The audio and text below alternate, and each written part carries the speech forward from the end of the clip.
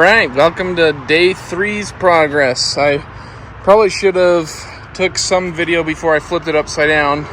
If you can't tell, it's upside down. But I mean, this is what it looks like upside down. Kind of cool. So the progress I was able to make today is I was able to get both side walls onto the structure, and I was able to attach the rear wall on both sides.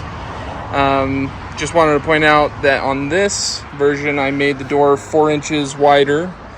It's about, I think it's just shy of 24 inches wide, and I think that will make it nicer, to a little more comfortable getting in and out of it every time, because the other one was a little narrow.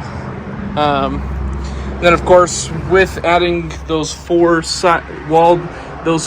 wall pieces, I added the 2x2 framing in as well, so it's ready to connect the roof eventually.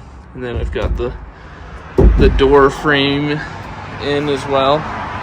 And then on both sides, I cut out the window piece. And instead of doing 3 windows that were 8 inches tall by 18 inches long, I took out the one that I put in the front, because that one, when you sat down, you couldn't see out of it.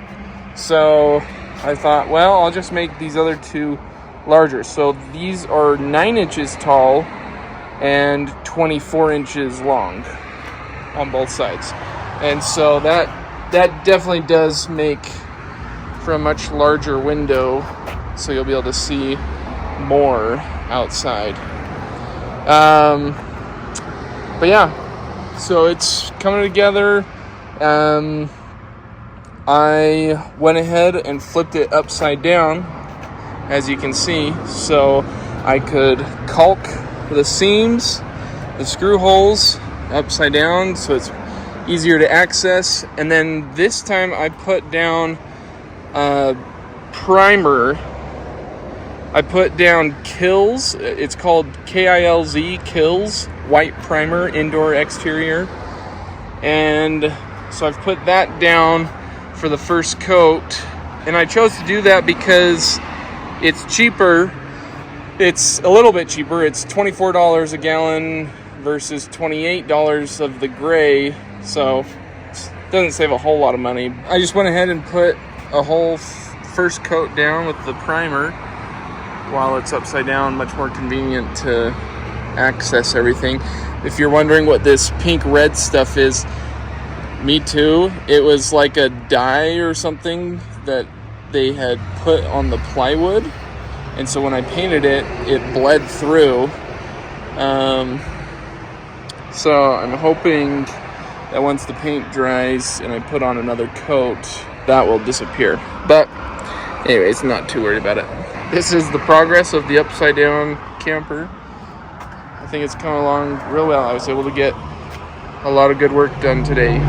I'm trying to think of how much time I spent on the camper today. I started at 10:45, and then I had lunch a little bit later, and right now it's 3:45.